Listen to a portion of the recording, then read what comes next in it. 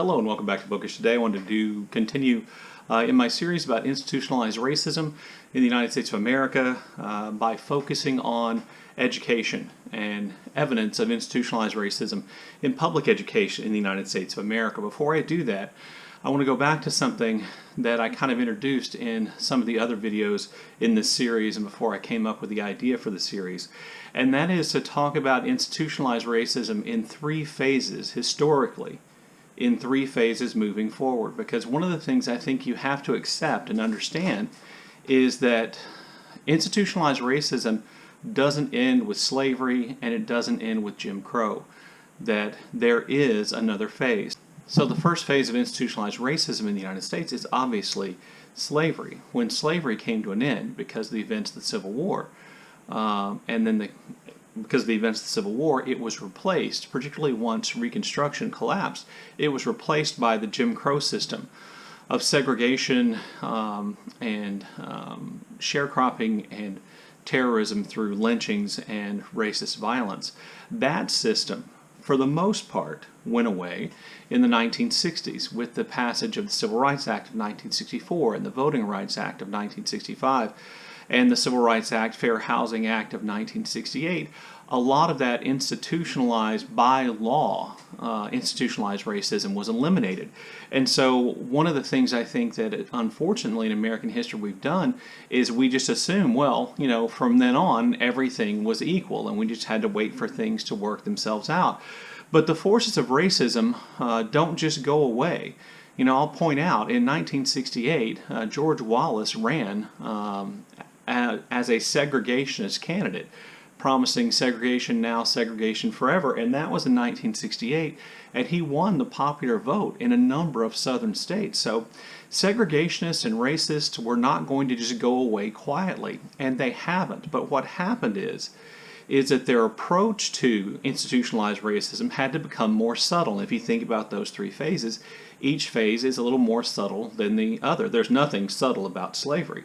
There's not a whole lot of subtlety in Jim Crow segregation. But after that, it had to become more subtle because all of a sudden it had become unpopular in the United States for politicians to, or increasingly unpopular for politicians to increasingly support clearly racist policies. And so they had to find other ways. And of course they did. And, you know, that's what you and I are still living in. It's that phase of institutionalized racism that we're still living in. And because it's subtle, it's easier to deny that it exists. So I want to talk about education in those three phases. So I want to talk about education for African Americans in each one of those three phases. And the first would be slavery. Well, you should know that enslaved people were rarely educated, that for a while it was up to the whims of their owners whether or not enslaved people were educated. You might assume that an educated enslaved person would be more valuable. They'd be better workers. They could do more things for you. And so, you know, some slave owners do educate their slaves. By the way, while I'm on this topic, you should know there is no one universal enslaved experience. The only thing that all slaves had in common, all enslaved people in the United States had in common, is they were deprived of their freedom to make decisions on their own, and their labor and lives were used up in the benefit of other people. Those are two awful things. Oftentimes, people think, well, you know, some slave owners were good, and they didn't beat their slaves, and they weren't cruel. Maybe they still did not allow them freedom of choice. They still used up their lives and labor to benefit themselves, not to benefit the enslaved people. Those are horrific things, regardless of beatings. Anyway, I don't want to get off on a sidetrack on that. Maybe I'll make a video about that at another time. But what became the consensus as the enslaved population in the United States grew, as enslaved African Americans began to make up a larger and larger percentage of the population of southern states, what became true was that states and local communities began to see education of slaves as a dangerous thing. If slaves could read and write, they could know what was going on. They could organize better, and therefore it became illegal in lots of states to provide slaves with any kind of an education. You know, we hear the phrase, and it's kind of almost become like a joke today, that knowledge is power, but that's the truth. And as a way of controlling the enslaved population, the white population of the South under slavery deprived them of education. Well, when slavery came to an end with the Civil War and as Reconstruction collapsed, that Jim Crow system is put in place in the South that segregates things and turns African Americans into second-class citizens by taking away their constitutional rights, and that affected education as well. So you should know that Southern states in general lagged behind in creating public education for anybody.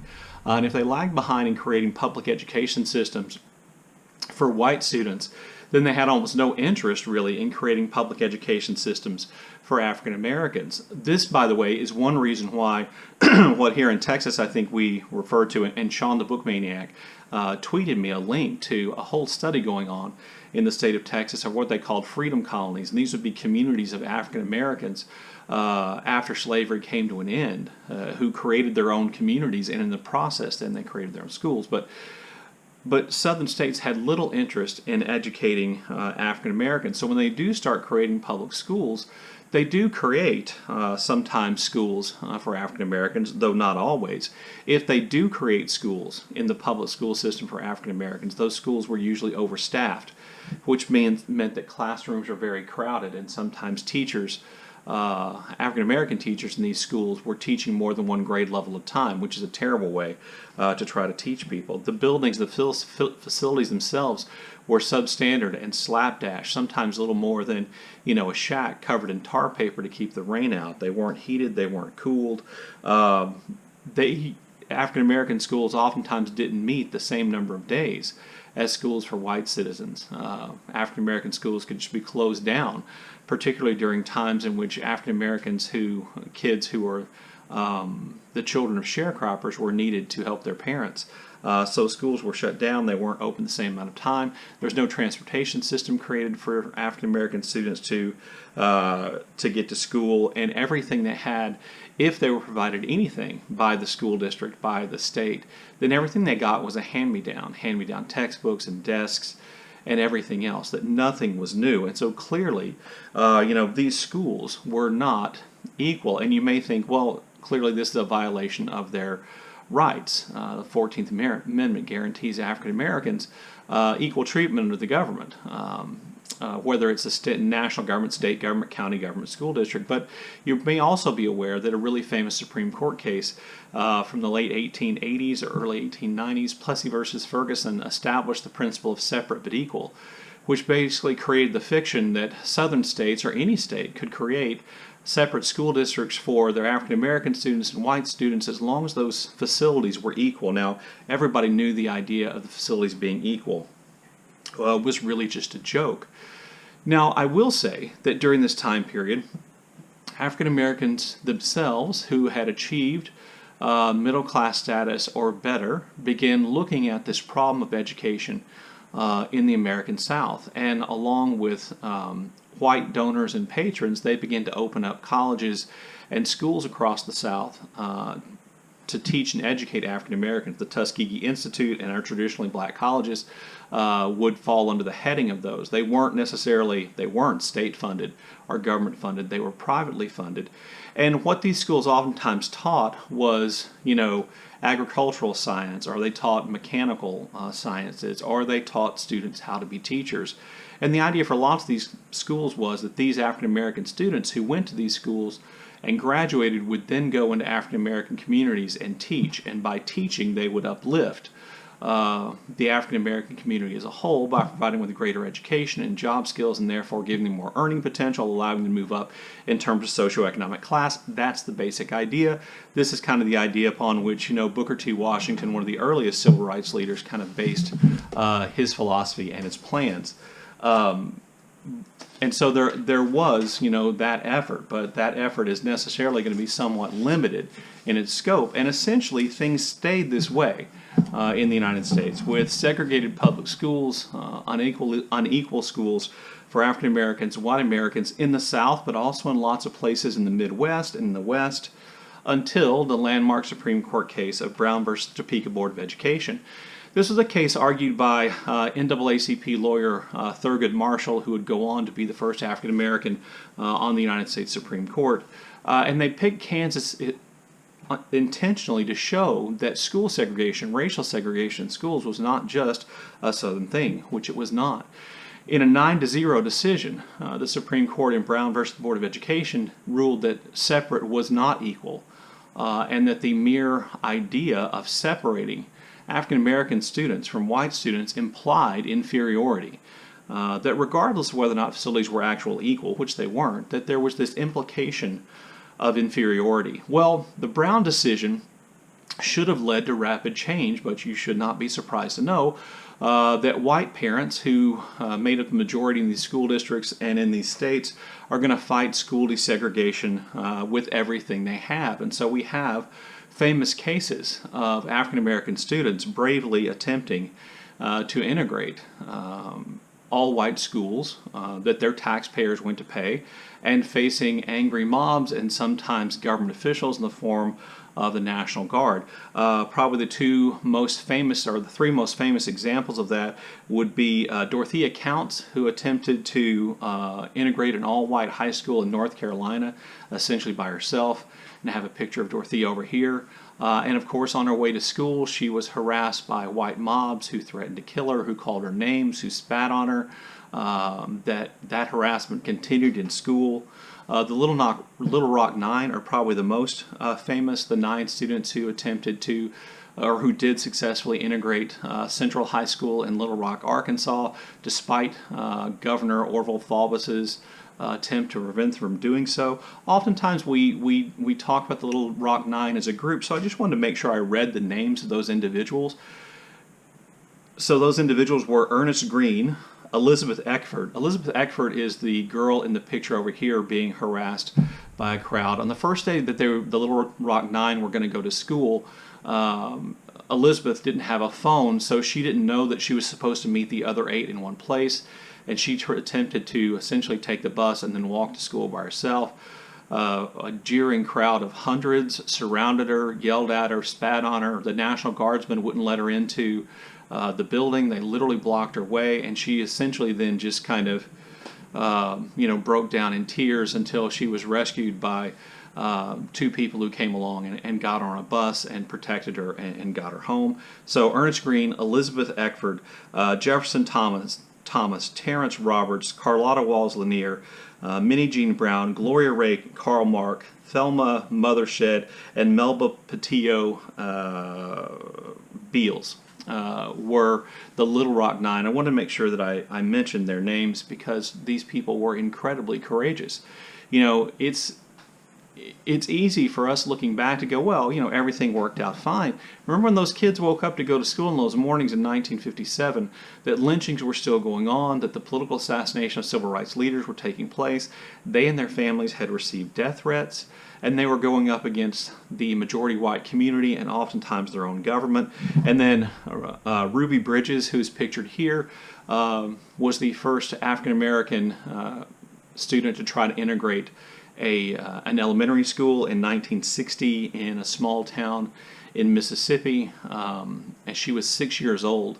And at the age of 6, in the picture you can see she's surrounded by men in suits. Those were men there protecting her life, because when she won her case and won the right to go to that all-white elementary school, an angry mob gathered outside and threatened her life and threatened the life of her family, which is just staggering, to think about, and to think about the courage of these students and parents. I want to make sure that I honored that. So obviously then Brown didn't have an immediate effect. In fact, there's a Brown 2 decision which ordered southern states to act with all immediate speed to try to desegregate their schools, and lots of southern schools districts attempted to slow that process. The school district where I went to school did not desegregate fully until 1971. I started first grade in 1973. Just to give you some idea of how recent these things are, that and I'm 50, I'll be 53 in August, that I was within a couple of years of attending segregated schools, and that segregation in my district had really only come to an end right before that. And when they attempted to integrate the high school where I went to school in 1971, angry mobs of white parents attempted to block the buses carrying African American students onto campus. So that then brings to an end. Around that time we see the end of kind of Jim Crow segregation in public education. But remember that Jim Crow system is going to be replaced by something else, and that something else is a lot more subtle. And it started off really with busing. One of the things that happened in the wake of Brown was that school districts were required to bus students from one area to another in an attempt to integrate their campuses. One of the ways schools got around integration, in the school district where I lived, got around integration is they just zoned the city for students in this part to go to this school and students who lived here to go to that school. Well, guess what?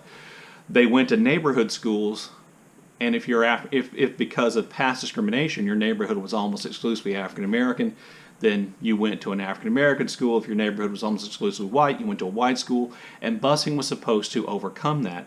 Well, the Supreme Court in the 1970s really for the first time weakens this attempt at integration by essentially saying that states did not have to bus students across school district lines, that integration had to take place at the school district level, but states couldn't force it, students from one school district to be bused to another school district. And so, regardless of the legitimacy of that ruling, that is the first time in which this progress towards school desegregation ended.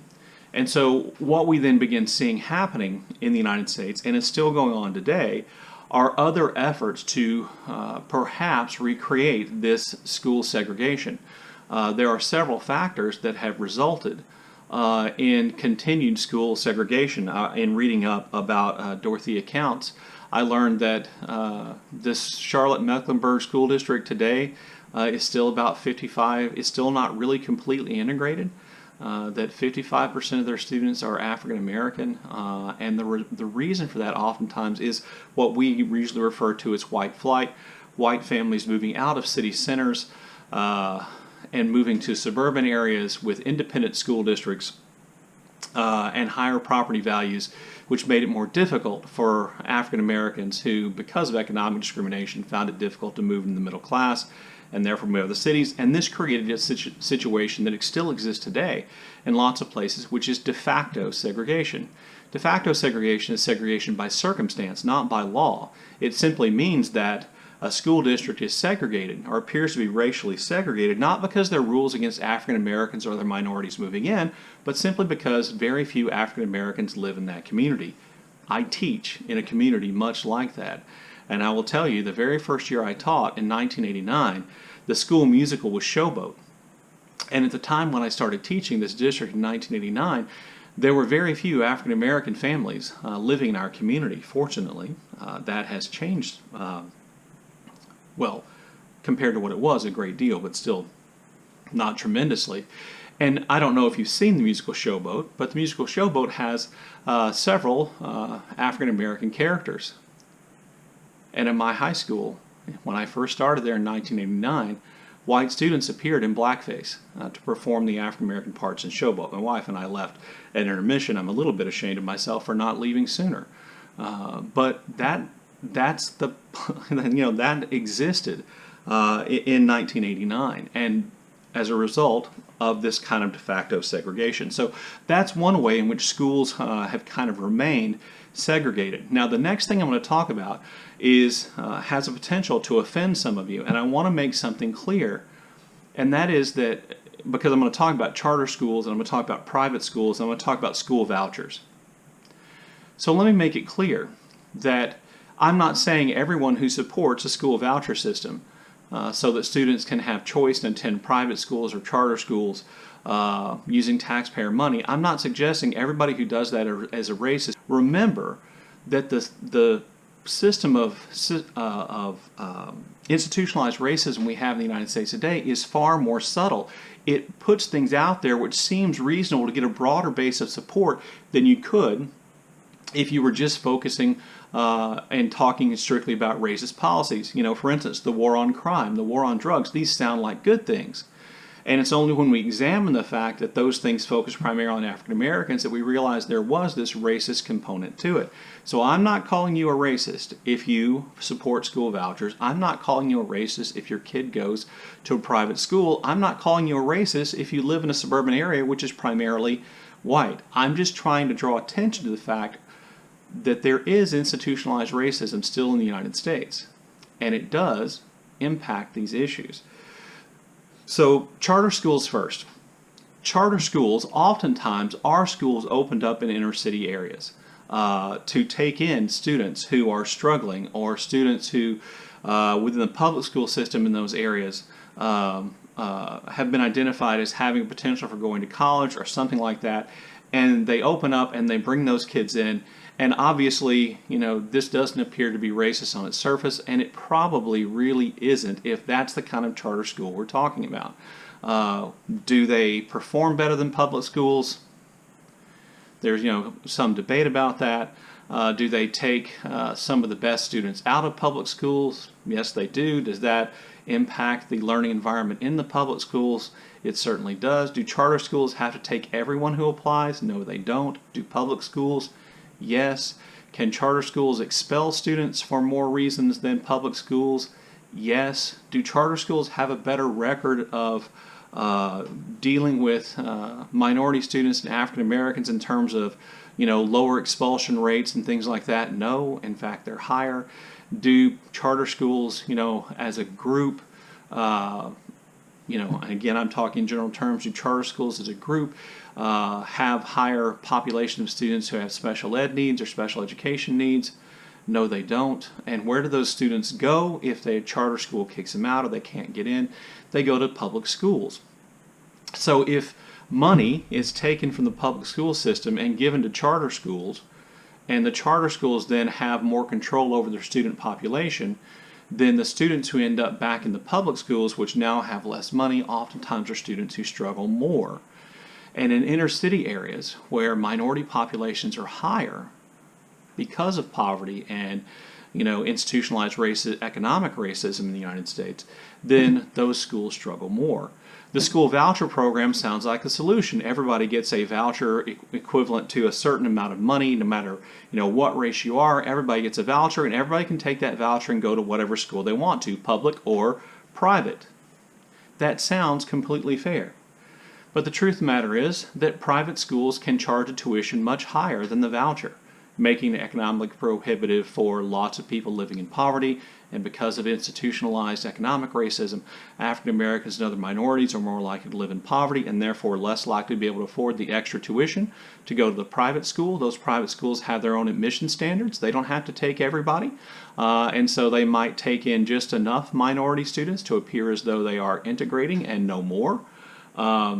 Those private schools, and that money then that goes to the private school is not going to the public school, which is starving public schools of money.